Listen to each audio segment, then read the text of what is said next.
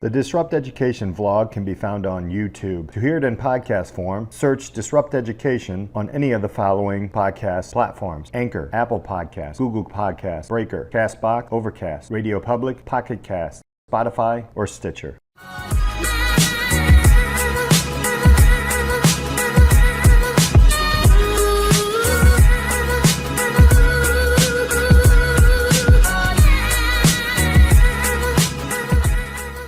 Welcome to the Disrupt Education Podcast. I'm Peter Hostrasser, the host. Thank you so much for being here with us today. Hit that subscribe button. We're all about education reform, what's disrupting and changing education for the better. Today I have a wonderful guest. She is the Wildlings Forest School co-founder in Australia. She's going to talk a little bit about that. Nicki Farrell is with us today. Nicki, thank you so much for hanging out with us. Hi, thank you so much for having me. I'm from right across the world today. Yes, yeah, we're splitting the globe today. Tell us a little bit about who you are and what you are doing these days. So I am living in Sunshine Coast and Queensland Australia, and I'm the co-founder of Wildlings Forest School, but I'm also a homeschooling or unschooling mother and puppy parent. But I am trying to disrupt education here in our tiny little micro community by running a forest school, which is self-directed and child-led. Nothing like self-directed, right? I think that's where we're going to go into that. But before we get into the school and how it's really different and changing things and, you know, the troubles and triumphs that you've had, let's talk a little bit about your educational path, right? So, you know, we have listeners throughout the world. Many of them are in the States. So can we walk through your educational path, where you grew up, where you learned, and, you know, what were some of the kind of great moments that maybe pivoted you into thinking, you know what, this forest school is something that is needed, and here's why? I was really fortunate to grow up on a sheep and wheat farm in the middle of nowhere in Australia. And I'm talking 8 hours from the nearest capital city. My school had 60 children from prep to year 12, so the entirety of the school. I was taught by my netball coaches and family friends. So it was very much a tight-knit, tiny village community.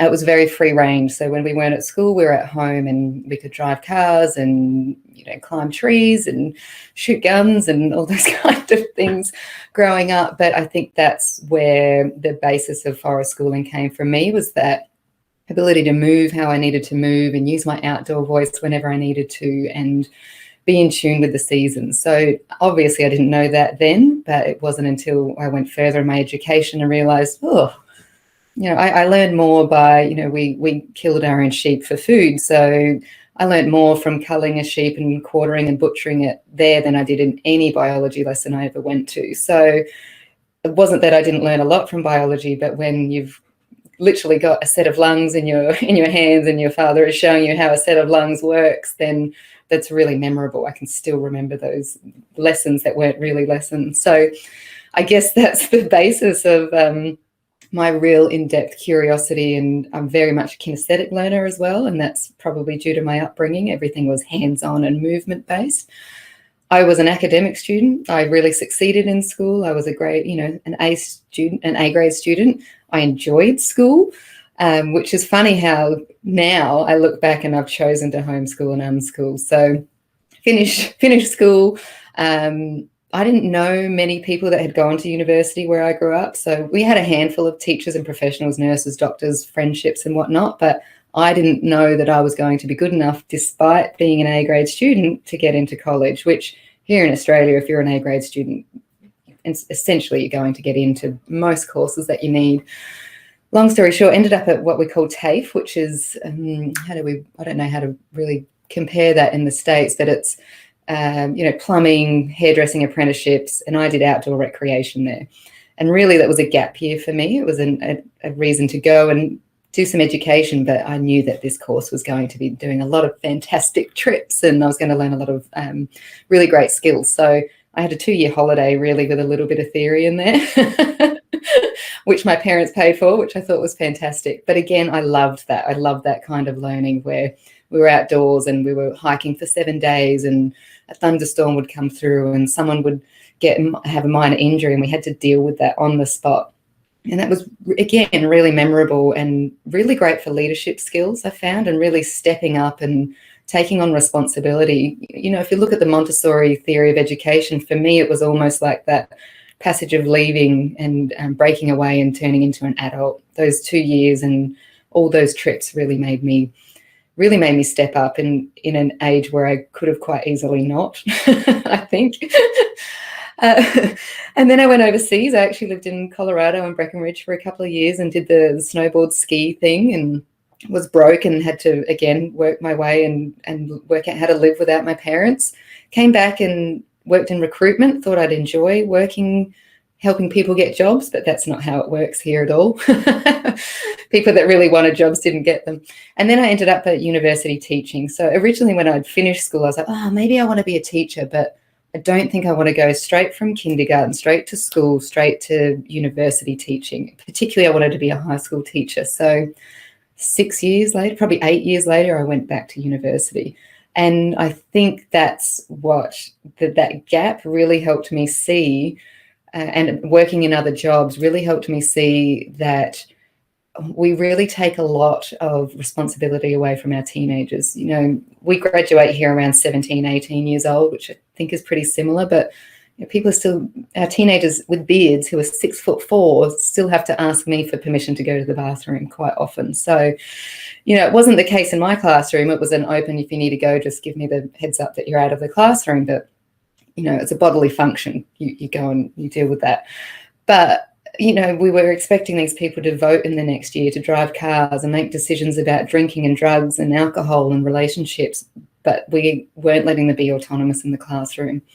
I think I gave you the example when we spoke about, so I ended up being a PE, so physical education and English teacher, which is probably a strange combo, but it really tied up my love of reading and then my love of being outdoors. But I'd have these big, burly boys in my class, these teenagers that wanted to be motorbike mechanics, and they loved it. That's what they lived for. And I was having to teach them Shakespeare when I knew that I could teach them the same transferable English skills, the grammar, the spelling, whatever we needed to teach them, I could do with a motorbike assignment. But I had to. I was restricted as their teacher. So despite my best intentions, I started feeling really frustrated about the system not being able to individualize. Like here, I don't know about in the States, but here we get slammed as teachers about we need to differentiate. We need to differentiate for each child. And then we try and they say, oh, well, no, we have to be able to moderate.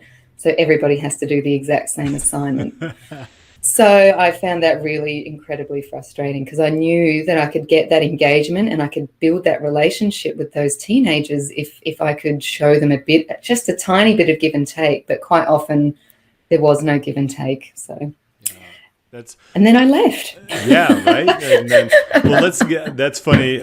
Just kind of a side note. Today, I just spoke with a young man in one of my classes, and you know, we were doing the design thinking piece, and you know, I'm in the system here in the States, and I was like, tell me something that frustrates you. And of course, you know, the kid was like, math. And I'm like, okay. Of course. So we unpacked that. And I think one of the interesting thing was, just like you said, just like these two guys who wanted to, you know, work on cars and whatnot, he was just like, I love cars. And I was like, so if there was a trigonometry that is attached to automobiles, would you be more interested? He's like, yeah, I would be 100%. So yeah, that's so interesting, the tangible piece of this. So now you've moved over to Wildlings and the Wildlings Forest School. Tell us a little bit about that and how you actually pull students outside into nature. And I just wish they had a school like this when I was a kid, but and I have to get over after this entire pandemic to see this. But yeah, tell us a little bit about, you know, the beginnings and where you are now in Wildlings Forest School. So to backtrack a little, I was teaching, and I had really no big issues with teaching until I had children. So the hypocrite in me came out as soon as I had children. I started looking for daycare centres, and I just couldn't find one that had, my boys are, I'm going to say, you know, neurotypical, they're active boys, but I wouldn't say they were overly rambunctious, but they needed to move. And the local daycare centres around my area were while they had all the resources, there just wasn't space for them to run and be free and use their outdoor voices. So I kept looking and couldn't find anything. So we decided to change our whole lifestyle up, and I'd go back part-time, and my husband would have the kids part days and some days, and I would have them the others. And eventually I met a friend. We ended up starting a home kindy because we couldn't find what we wanted, which was essentially just meeting regularly to play outdoors. And then we were like, you know what? We'll just start something. And we'll just start it for a couple of friends that are interested. And it's that old saying, build it and they'll come. And that's exactly what happened. Friends of friends came, and friends of friends of friends came. And so we moved from my house, and then we moved to the PCYC, which is essentially like a YMCA here. And thankfully, they're really on board, because where we started, the church technically owns the land, but we needed car parking and toileting. So we literally split between two places, and we hire both sets of land, essentially. And we were wondering how we'd go, talking to the pastor and the police officer about these 3-year-olds starting fires and using pocket knives. And we didn't think we'd get far, but we were just really fortunate that, you know, the sergeant there is outdoorsy, and so was the pastor. And they were just both really on board. So we started there, and we started just one morning a week. And then we had friends of friends say, well, playgroup's great and kindy's great, but I've got school-age children that, you know, could really do with a mental health day once a week, or, you know, they'd like to come during the holidays. So we started holiday programs. We've now got a homeschool program. We run professional development for educators, which is what I find most purposeful, because we can only reach so many children at a time, you know, but when we reach teachers and the teachers take it back to their school and they're teaching other teachers, then that's how we know that this message will spread. But essentially, we go down into the forest every morning, not every morning. So we only run a couple of days a week here on the Sunshine Coast, but we also now run in Brisbane, our capital city here, and it is taking off there. It's, you know, it's a bit more urban, it's a bit more densely populated. There's less access to parks and fields, and people are trying to meet like-minded families that are okay with risky play, and they're okay with children doing things that might make some adults gasp in today's society. But I'm going to argue there that we did as children, you know. Right. I mean, you think about the things that, I think about, you know, I don't want to get into it because it's illegal, but like, we had no. But you're right. I mean, you do take those risks, and there's smaller rewards and things like that. So how long has the school been up and running for?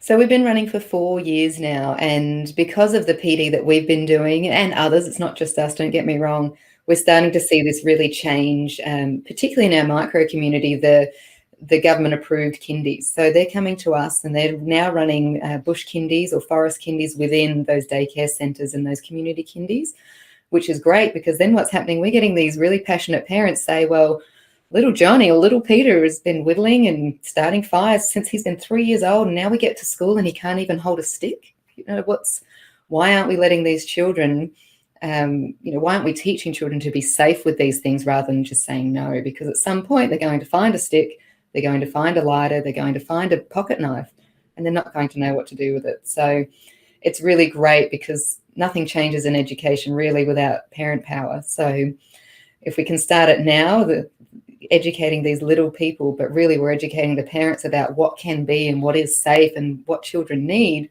then they're the ones pushing it in the school system. The one thing that we've been pushing here in the States is the legislation, right? I think it's wonderful that the government came to you. Was that parental pressure kind of saying like, this is something that's really cool, or how do you feel like that came about? Because I know a lot of us over here in the States were like, there are so many great programs, yet the laws are not there yet to make. How do you think that played out? It wasn't pure luck, was it?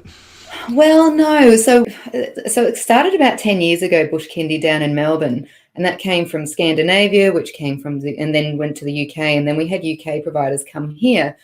But somewhere along the line, obviously the government's caught whiff of this, that outdoor learning is becoming a bit of a thing. We've got the most incredible spaces here, and our schools are incredibly resourced for outdoor learning, but our teachers aren't. They haven't been trained. A lot of them don't feel safe taking 25, 28 children out, particularly if there's going to be fire or knives. They just haven't had the training. So there was a bit of funding. We had a not-for-profit called Nature Play Queensland pop up, and they've done an incredible amount of training.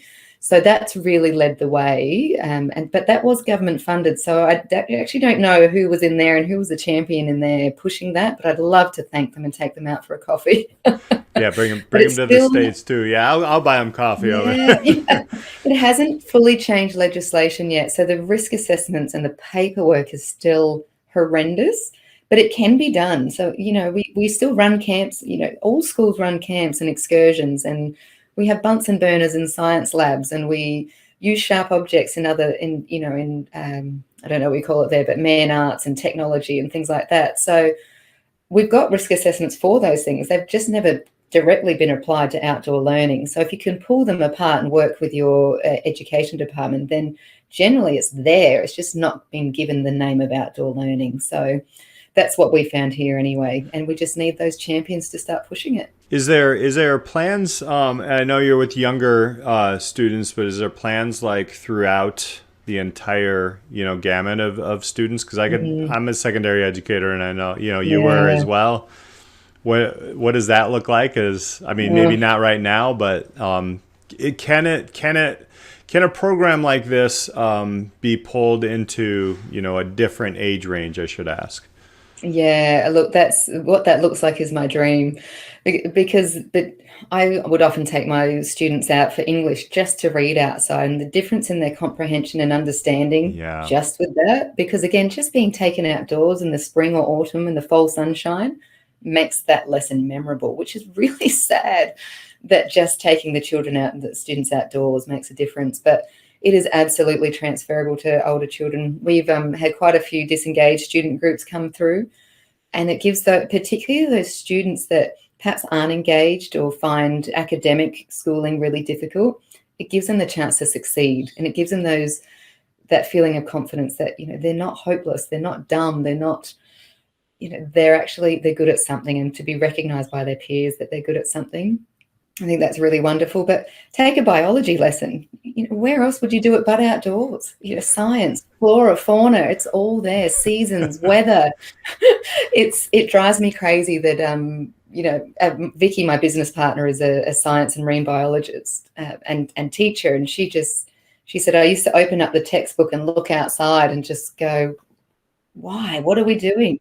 And I know you understand it's there, but how do we make it so that is normal, but it's also not an extra stress on teachers, because teachers are stressed enough. They're overburdened. The curriculum's too full. There's not enough time in the calendar. So how do we make it easy for teachers?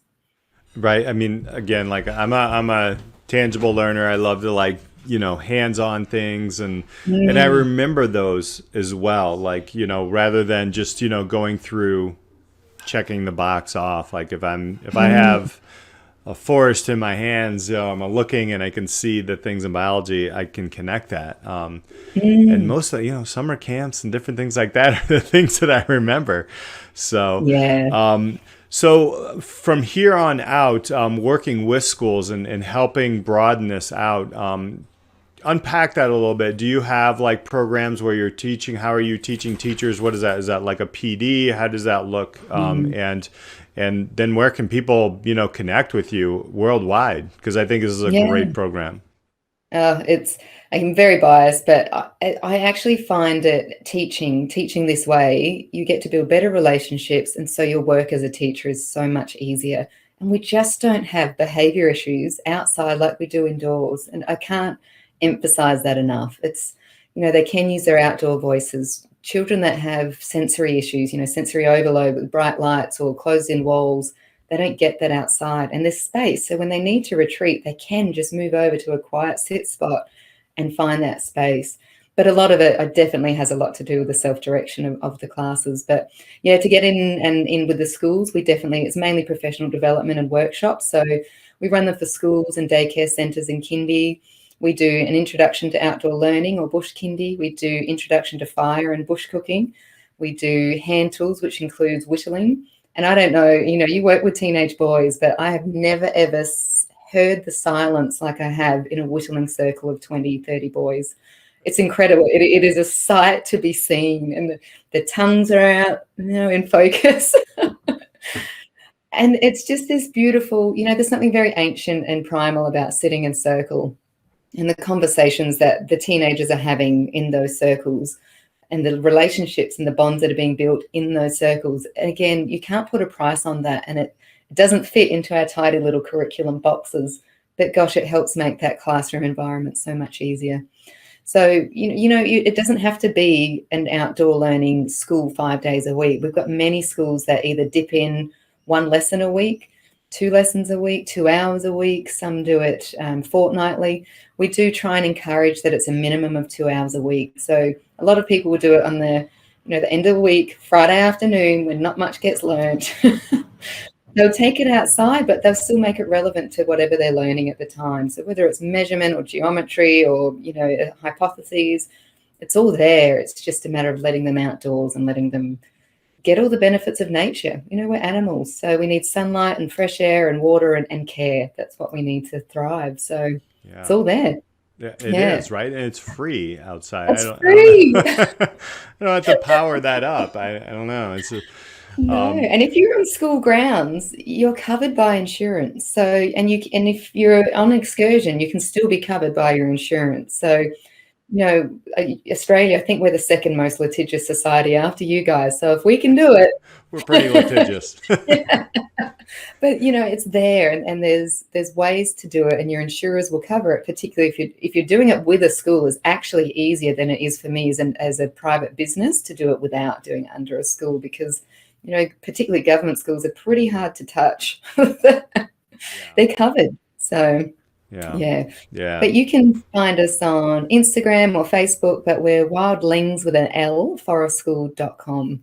But we'd love to help run PD. We do consults via Zoom, just like we're doing now. And we've got a lot of interest from the States. I'm probably running 1 a week at the moment from the States. So fingers crossed, it's coming your way.